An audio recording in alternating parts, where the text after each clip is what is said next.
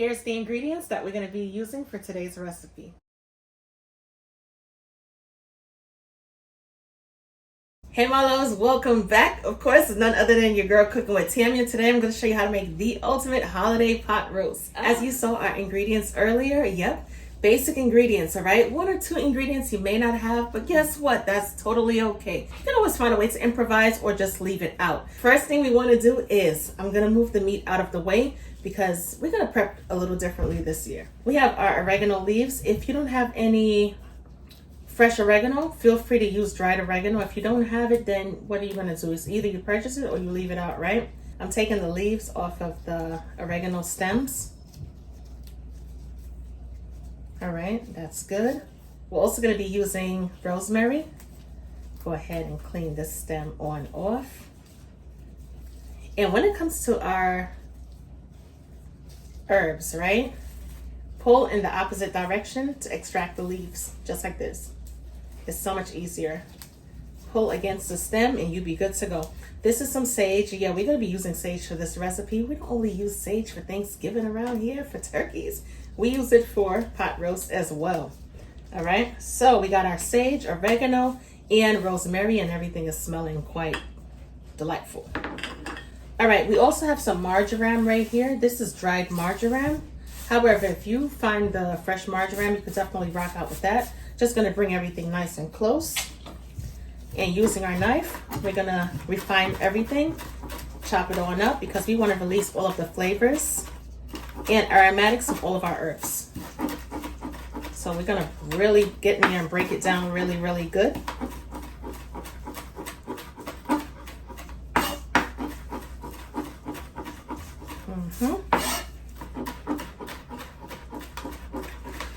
You're gonna notice the more that you break it down, is the more aromatics you're gonna get. Takes a little time, but guess what? It's gonna be so worth it. All right, boom. All right, to our herb mix, all right? We're gonna add our adobo, and this is the adobo with the red cover. Add the adobo. Measurements will definitely be listed below in the description bar. We're gonna add our beef bouillon. We're gonna add, let's just add all of it. We're gonna add some dried thyme because I didn't have any fresh on hand, so I'm gonna add a good amount because we're gonna be rocking out with 3 pounds of beef chuck. All right, we're also gonna use some paprika. This is gonna give our pot roast a really nice color. Let's get this seasoning blending, baby. We're gonna add some garlic powder. And we are also gonna add some onion powder.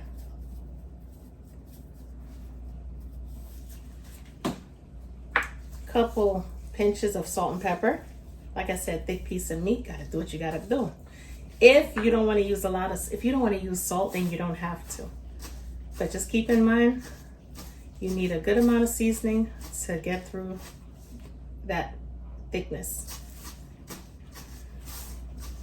Once we're done, we're gonna mix everything together. We're gonna incorporate it really well.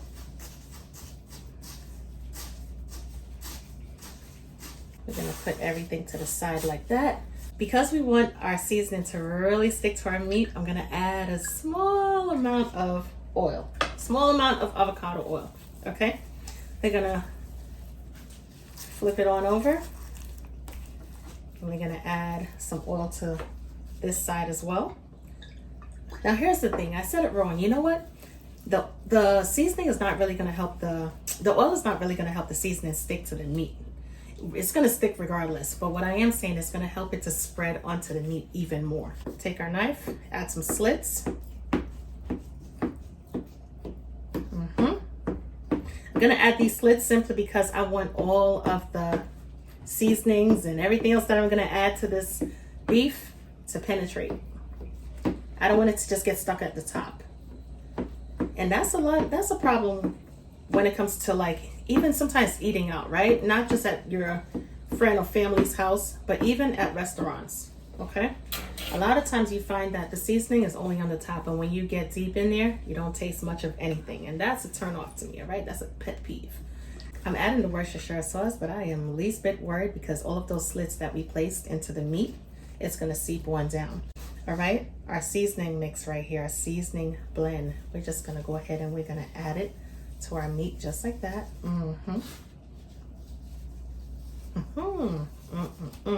Gonna take our hands and we're gonna pat it on in.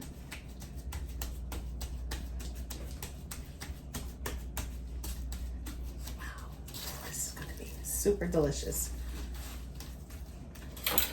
Repeat the same process.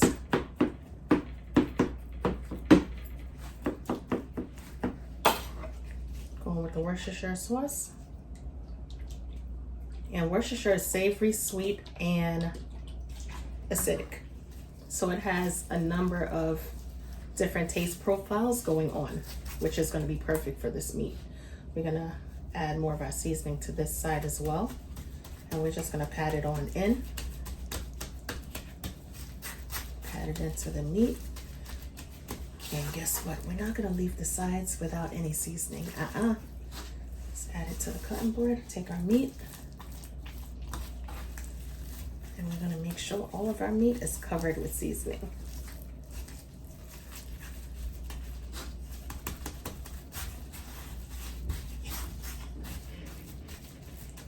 All right, this looks amazing. And not to mention, it smells great. All right, perfect. I'm gonna let this bad boy sit here for a couple seconds, all right? Not even minutes. I'm not gonna put it in the fridge and marinate it overnight, not necessary, because everything that we did is gonna seep on down into the meat anyway. Couple tips, when it comes to making pot roast meat or anything of that nature, you wanna make sure that your meat is room temperature. Take it out of the refrigerator at least an hour before. Allow it to become room temperature. That helps with not only the searing process, it also helps with the marinating process as well, as far as the seasoning, not only sticking to the meat really good, but also when it comes to the absorbency of the seasoning in the meat. All right, make sure it's room temperature. However, if you don't want to use your Dutch oven, or let's say if you don't have a Dutch oven, you could definitely use a roasting pan. That will work out perfectly fine as well. But for this particular recipe, I'm going to be using my Dutch oven. While the pot is getting hot, we're going to take some all-purpose flour. We're going to add it to our chuck roast.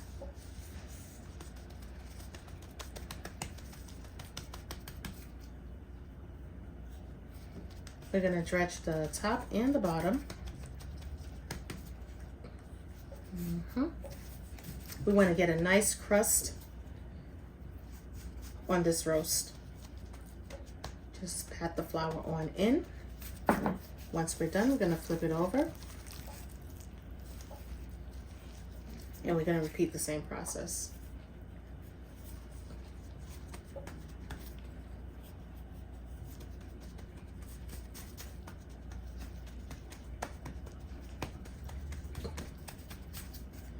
Almost done. Make sure you get all of the corner pockets and sides and everything else. All right, and that's it, my loves. We are done. You know what? Let's just get right here. Okay, and that's it. We are finished. These are yellow Vidalia onions, which are like a sweeter type of onion. However, if you want to use, let's say, yellow, white onions, or even red onions, no worries. You could definitely use that for this recipe as well. I'm slicing the onions. I'm not dicing them because I want it to stand out in our stew. All right, boom. We're going to be using green and red bell peppers.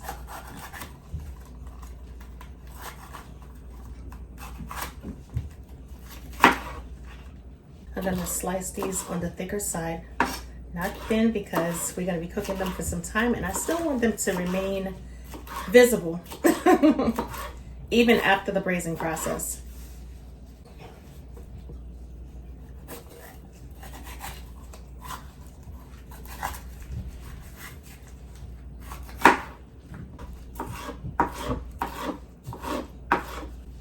All right, bell peppers and onions sliced up, and we are ready to go. Nice and hot. We're gonna go ahead and add a good amount of oil. Now here's the thing, when it comes to this recipe, you could saute your onions and, not garlic, but your onions and bell peppers first. But what sense would that make? Because you're just gonna be stir frying it basically. No seasoning, no flavor. All right. So here's how we're gonna do this time around. All right. We're gonna take our perfectly seasoned roast and we're gonna place it into the pan and allow it to brown on all sides. Once the meat starts to brown, we're gonna be left with all of those brown sticky bits at the bottom of the pan. And at that point in time, wouldn't it make sense to add the veggies? Yeah, because now after you add the veggies and the pan starts to deglaze, you're gonna get all of those delicious flavors locked into the veggies, all right? So this is why I opt to do it this way versus the other way. 5 minutes so far. I'm just gonna go ahead and flip the meat on over.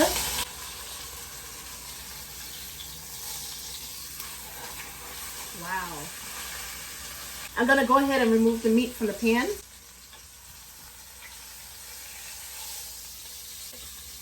Don't worry about those brown bits. That's the flour that we added to the meat. I'm gonna rest it in the plate. These brown bits right here is the flour, so that's totally okay. All right, we're gonna go ahead and add just a small bit of oil. Okay, perfect. And we're gonna introduce our veggies to this pan.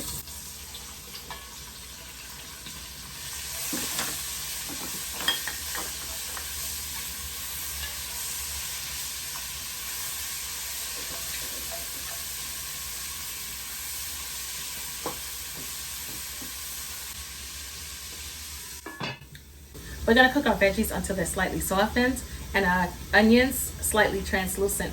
We don't have to go all the way full-fledged and allow the onions to be totally translucent because we're gonna be cooking them for a very long time and they're gonna have all the time in the world to become translucent.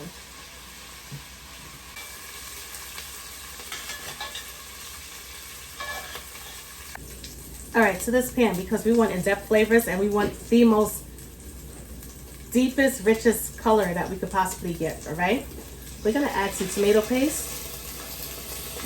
A couple tablespoons will be perfect.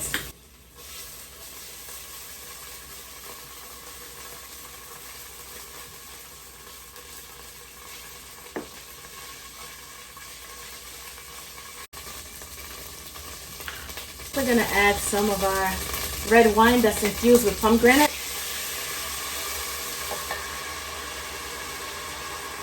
Give it a quick stir. And a quick, woo-wee. All right, let's add some more pomegranate. This is an infused liquor. Okay, like I said, it's a red wine tequila that's infused with pomegranate. I'm gonna go ahead and add our beef broth. That right there is something else. It's really, really good. Gonna give everything a quick stir once again. Now, if you don't want to add the red wine, you don't have to. You could just basically leave that out. But it's gonna really give it a nice, it's gonna give it a really good flavor. And something that I also like to add to my pot roast is barbecue sauce. Barbecue, yeah, girl. Barbecue sauce is in season all year round when it comes to cooking with Tammy. Flavors on top of flavors, and that's what we're doing. We're going to be building flavors, all right? This is not just any pot roast. This is a holiday style pot roast, and it needs to taste like a holiday style pot roast. We're going to add our meat back to the pan, or back to the pot in this instance. All right, it's going to look a little crazy for now, but trust me, once everything starts to cook down, it's going to be beautiful. We're going to take our onions and peppers. We're gonna add it to the top. Add our bay leaves, 1, 2, and 3. So we're gonna place it into our preheated 375-degree oven. We're gonna cook our pot roast until it becomes tender. I'm talking about falling apart tender, nothing less, all right? If you find that your pot roast is not as tender, add some more liquid, place it back into the oven, and allow it to cook down some more until it literally, when you hold it with your little tongs, it breaks apart. And that's about it. We're gonna cover it on down, of course. After about 2 hours in the oven, I'm gonna go ahead and add my potatoes, and I'm also gonna add some carrots. I'm going to allow it to cook for an additional hour until the potatoes become nice and fork tender and a meat continues to become even more tenderized. This is after 3 hours and 15 minutes in the oven. As you can see, the meat is, I'm not even like really doing much, and the meat is ready to fall apart.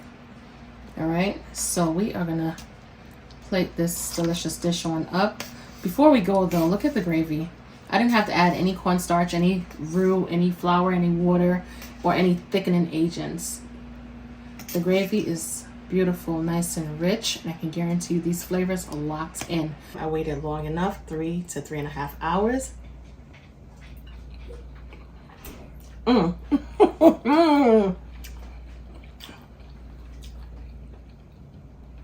If you're going out for the holidays, don't even waste your time. Stay home and impress your guests and your family members with this dish. I'm not joking. I've never in my entirety of life, all right? And I've been around for some time. No, I'm just playing. But I've never tasted pot roast like this. Every time I make pot roast, I try to reinvent the wheel and just make it better and better every single time. And guess what? I always succeed. This right here, you have to try it. I'm going to give you full recipe details, measurements, the whole 9 yards, because this is so well worth it. Oh my goodness. Wow.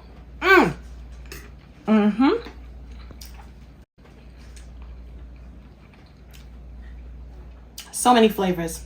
And just when you probably thought that pomegranate 100% agave liquor was gonna mess this dish up, it didn't. This is good. For those of you wondering, the liquor cooked off a long time ago. However, but it does leave those notes, those flavors, okay, towards the end. And it's absolutely delicious. As always, I'm your girl Cooking with Tammy, and I will definitely catch you in another video. Talk to you later. Bye, guys.